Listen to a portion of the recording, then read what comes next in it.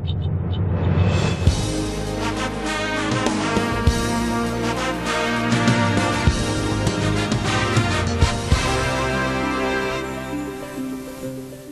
ձեզ սիրելի բարեկամներ, դուք դիտում եք Ամեկ Պլյուսի Պոստսկրիպտում հաղորդաշարը եւ այսօր իմ զրուցակիցն է հանրային խորհրդի նախագահ եւ ԱԺՄ նախագահ Վազգեն Մանուկյանը, շնորհակալություն պարոն Մանուկյան։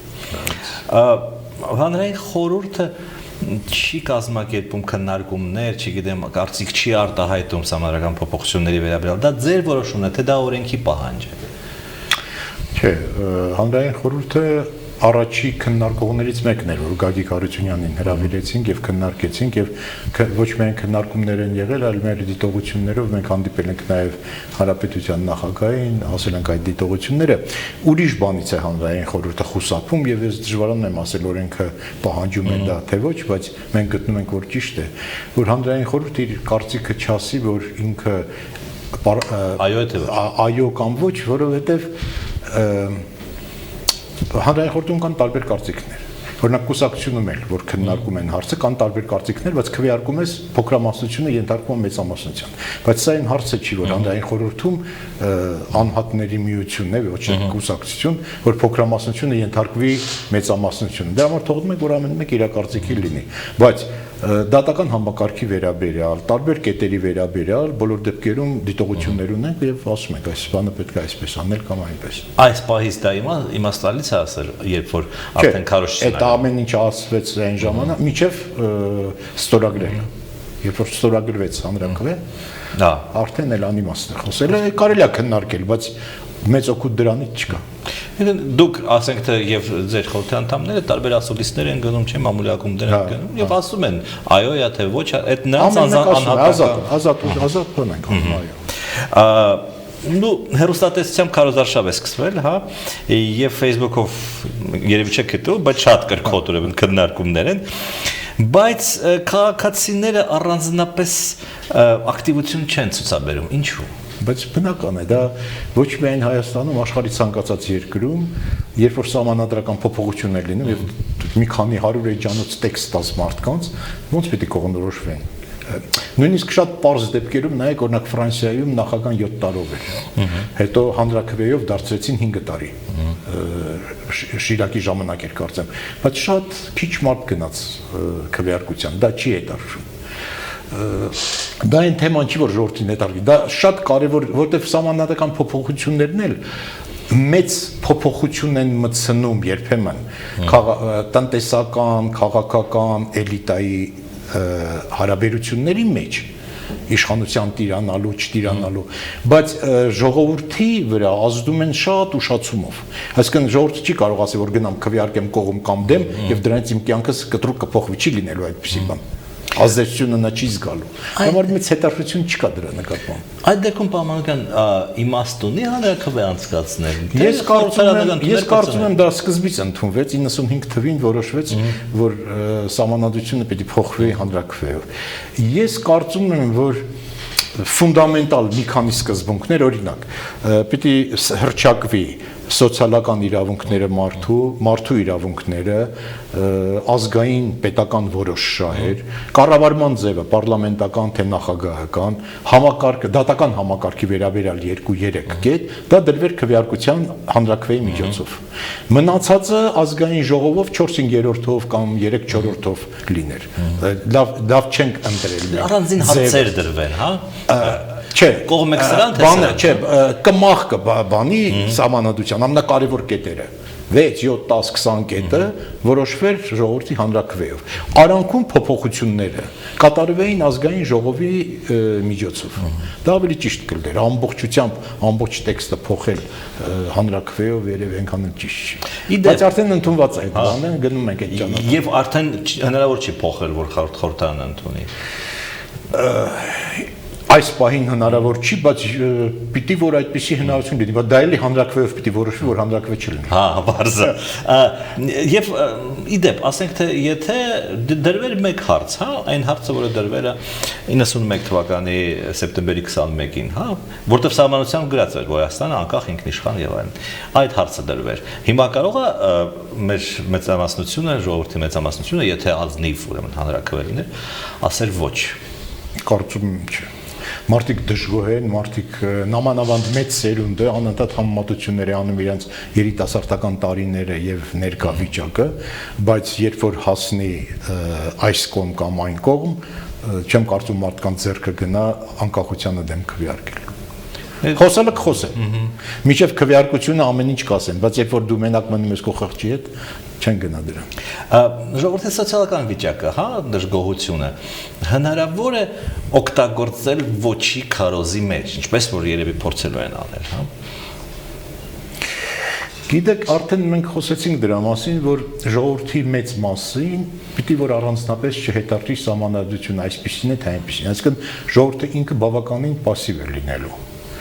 Եվ նրանք ովքեր գնալու են քվեարկելու, նրանց մի մասը կարող է խորանա եւ այս քննարկումները դեռ խաղում են, այնպես չի որ լրիվ օդի մեջ են։ Մարդիկ համոզվեն, որ իննն է ճիշտ, մարդիկ կա որ կհամոզվեն, նորն է ճիշտ եւ կգնան կքվեարկեն։ Մի զգալի մասն էլ կգնա դեմ քվեարկելով իր դժգոհությունը արտահայտելու համար, կողմ քվեարկելով իր կողմ լինելը կամ իշխանության մեջ լինելը կամ չեմ մանում ինչ այդ տեսակետից իհարկե քաղաքական աստառը է քվեարկության կարող ավելի մեծ է քան զուտ բովանդակային մոտեցումները Ոչի գլխավոր փաստարկներից մեկն է որ ներկայիս սահմանադրությունը ես արդեն հարցնում եմ ձեզ որպես ԱԺՄ նախագահի որպես քաղաքական գործչի հա ներկայիս սահմանադրությունը չի խանգարում լուծել որևէ խնդիր սոցիալական արտաքին քաղաքականության քաղաքական այսինքն մենք ունենք սահմանադրություն որով բոլոր խնդիրները կոռուպցիան արտագաղթը կարող ենք լուծել համաձայն եք թե չէ Ցանկացած սահմանադրությունով երևի կարելի է լուծել խոսքը դրա մասին չի միայն պետք է մոտենալ տարբեր ձևեր օրինակ կարելի է վերացական սկսել քննարկել պարլամենտական համակարգն է ճիշտ թե նախագահականը կամ կիսանախագահականը մեր կուսակցությունում այդ process-ը սկսվեց հենց ստեղծման օրվանից կուսակցության եւ մենք շատ շուտ եկանք եզրակացության շատ վաղուց ունենք այն եզրակացությունը որ պարլամենտականը ավելի ճիշտ է Այսինքն համեմատությամբ գտնում ենք որ պարլամենտականը ավելի ճիշտ է բայց մենք չենք ասում որ պարլամենտականը լուծում է բոլոր խնդիրները եւ որ ոչ պարլամենտականը խնդիր չի լուծում Համենայնդեպս պարլամենտականը տալիս է ավելի կոլեգիալ որոշումներ ընդունելու ավելի համապատասխանում է ինչ որ հասարակության շահերին քան նախագահականը ես կարծում եմ որ ավելի լավն է բայց հիմա այս պահին փոխելը Ես չեմ կարծում որ ողբերգություն կլինի եթե մնա հինը, չեմ կարծում որ ողբերգություն կլինի եթե անցնի նորը։ Մեծ մասամբ դեմ խոսել այդ խոսելու մեջ ուրիշ բան կա։ Ես չեմ սիրում իշխանությանը, իշխանության արած բանը չեմ ուզում ընդունեմ։ Կամ չեմ հավատում իշխանությանը, որ ինքը լավ բան է ինձ համար ուզում։ Այսինքն ոչ թե մտնում եմ բովանդակության մեջ, թե ինչ կամով է լավ մեկը մյուսից, այլ ով է առաջարկում։ Երկրորդ փաստարկներն են որ Սերժ Սարգսյանը պատրաստվում է դառնալ գենսեք եւ գուցե ազգային ժողովի նախագահ եւ այդպես ղեկավարել երկիրը։ Այսինքն խոսում եմ մեկ մարդու մոտիվացիայի մասին։ Բայց կյանքը ցույց է տալիս որ դա հնարավոր չի, ասեմ ինչու համար։ Այստեղ պարլամենտականում ռեալ իսկական իրական իշխանությունը վարչապետի ձեռքում է լինում։ Եվ ազգային ժողովի նախագահ լինես դու թե կուսակցության նախագահ, առավելևս կուսակցության նախագահ, դու չես կարող տիրապետել այդ, այսինքն հայտնի չի երկրի օրինակ, որ դեմոկրատական երկիրի, այսինքն կոնկուրսի պես չէ, որ մի կուսակցության սահմանադրություն։ Եթե սահմանադրության մեջ գրված չի, որ Եթե սահմանադրության մեջ գրված չի, եթե գաղափարական պետություն չի, որ ամբողջ բոլոր բջիջներ կան, ոնց որ կոմունիստական կուսակցություն, այդ դեպքում իշխանությունը, նույնիսկ եթե առաջի 2-3 ամիսը վարչապետի ձեռքում չի, գենսեկի ձեռքում է կամ չեմ իմանում ազգային ժողովի բան ձեռքում, մեկը օրենքները աշխատելու են, վարչապետի ձեռքն են որոշ լծակները։ Կամաց-կամաց ինքը դառնում ամեն ինչ վերցնելու է իր ձեռքը։ Այնպես որ եթե անցնենք պարլամենտականի եւ Սերժ Սարգսյանը, քանի որ իր մասին է կասկածահայտնում, եթե ինքը վարչապետ չի լինում, ապա ինքը իր իշխանությունը կորցնում է։ Ազդեցություն կունենա ցանկացած ուրիշ պաշտոնում, բայց իշխանություն չի ունենա։ ԱԺՄ դեռևս 95-ից առաջ, հա, երբ որ սահմանադրություն չկար եւ կար նախագահի մասին սահմանադրական օրենք, այսպես էր կոչվում, թե հա դուք դեմ եք, հա, այդ նախագահական կառավարմանը եւ խորհրդարանական կառավարմանը, սակայն 96 թվականին դուք մասնակցում եք նախագահական ընտրություններին, ինչու։ Այն ժամանակ մեր ԱԺՄ կուսակցություն դեռ ձևավորված չէր։ երբ որ այդ օրենքը որոշում էր, բայց կար խմբավորում ՀՇ-ի մեջ, Հայոց համազգային շարժման մեջ կար խմբավորում ես Դավիթ Վարդանյան, Արշակ Սադոյան եւ Շավարժ Քոչարյան եւ այլն, եւ ես քանի որ վարչապետի պարլամենտի աշխատակներին համարյա չի մասնակցում, Դավիթ Վարդանյանը նամանավանդ շատ սուր խոսեց նախագահականի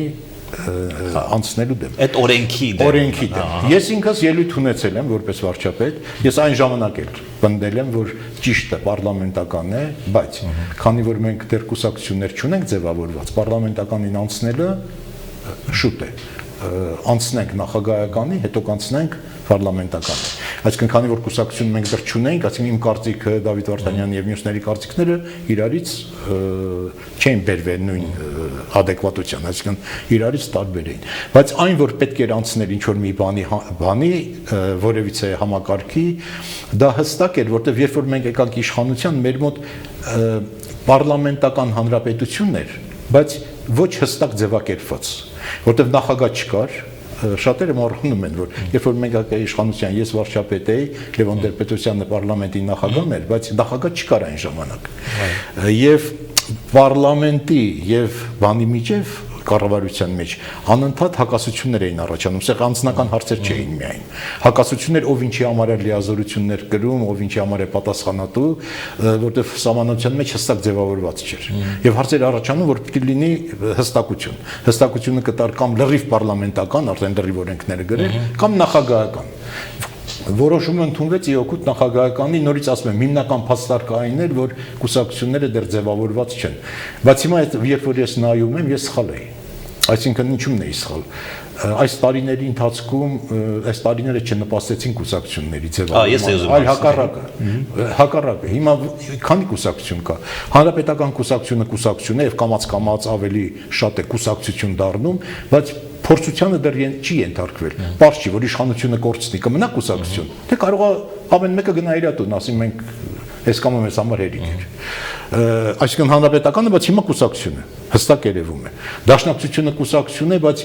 իր կուսակցությունը գալիս է ավանդույթներից, գալիս է սփյուռք, որ ինքը սփյուռքում կառույցներ ունի, եւ գալիս է որ հայդատի խնդիրն է հետապնդում, այսինքն միսիա ունի։ Մնացածները ինչքան էլ կուսակցություն իրանց անվանեն, ռեալ կուսակցություններ չկան։ Այսինքն նախագահական համակարգը չնպաստեց կուսակցությունների ստեղծման։ Ես չեմ կարծում, որ այստեղ նախագահականն էր խանգարողը, այլ այն, որ 95 թվականից սկսեցին կեղծիքներ, այսինքն կուսակցությունների իմաստը կորավ։ Եթե կուսակցությունների միջոցով չի փոխվում իշխանության, դու չես գալիս իշխանություն, չեն փոխարինում իրար, այդ դեպքում կուսակցությունների իմաստը կորում է։ Նույնը կարելի ասել, որ եթե պարլամենտականի անցնենք, միգուցե շանս կա, որ կուսակցություններ ստեղծվեն, ասեմ ինչի համար, որտեվ հիմա կարող եմ մի 5-6 հոգի նշեմ հանրապետությունում, որոնք ամեն գնով ցանկանում են նախագահ դառնալ։ Եվ նախագահ դառնալու համար իրանց պետք է համախմբել կողքները, ոչ թե կուսակցություն ստեղծել։ Հարյուրավոր կուսակցություններ, հասարակական կազմակերպություններ, ռեյտինգ բարձրացնել,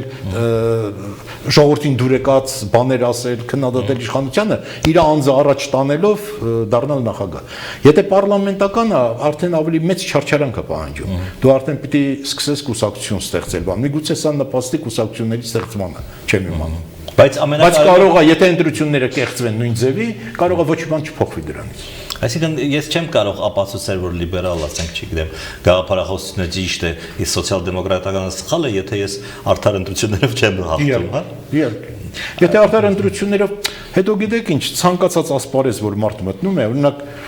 մարդը գնում է բանակ, պատերազմի ժամանակ գնում է բանակ, իր հայրենիքը պաշտպանելու, կամավոր գնում է բանակ, բայց ինքը ուզում է դառնալ լեյտենանտ, հետո ուզում է դառնալ կապիտան, ուզում է գեներալ դառնալ, շատ բնական է։ Մարդը գնում է գիտությունով զբաղվում է, որտեղ իրան հետաքրքրում է դա, ֆիզիկոս կամ բան, բայց ինքը ուզում է տեխնոլոգիական պաշտպանի, դոկտորական, ակադեմիկոս դառնալ։ Մարդը մտնում է քաղաքականության մեջ, ինքը ուզում է իր գաղափարները առաջ տանի, բայց դրա հետ միասին ուզում է դառնալ падգամավոր, քաղաքապետ, նախարար, վարչապետ։ Այդ ամեն ինչը փակված է, երբ որ ընտրությունները կեղծ են առաջանում։ Պատահական մարդիկ դառնում են կառավարության մեջ,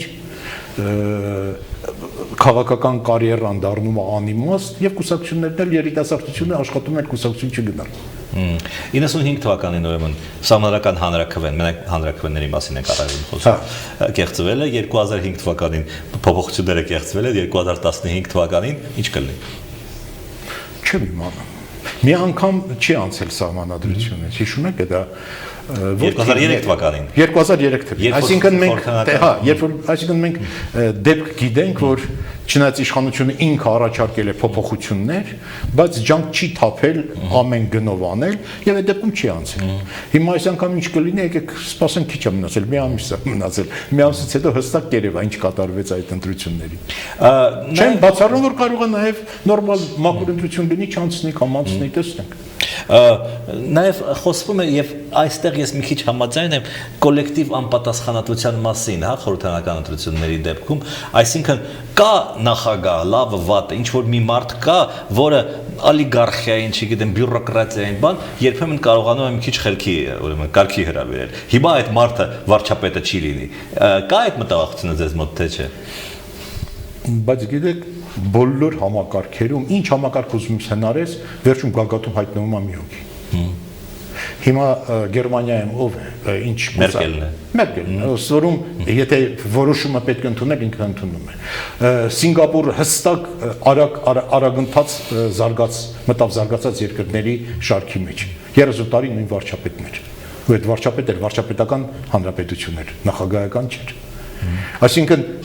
եթե մենք նույնիսկ իշխանության աստիճանով չափենք,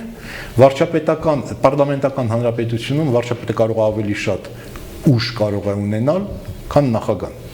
Օրինակ, նայեք կիսանախագահականում լինում է, որ նախագահը, օրինակ Ֆրանսիայում եղավ, երբ որ Շիրակը ընտրվեց, ինքը մի կուսակցությունից էր, պարլամենտում մեծամասնությունը ուրիշ կուսակցությունից էր, եւ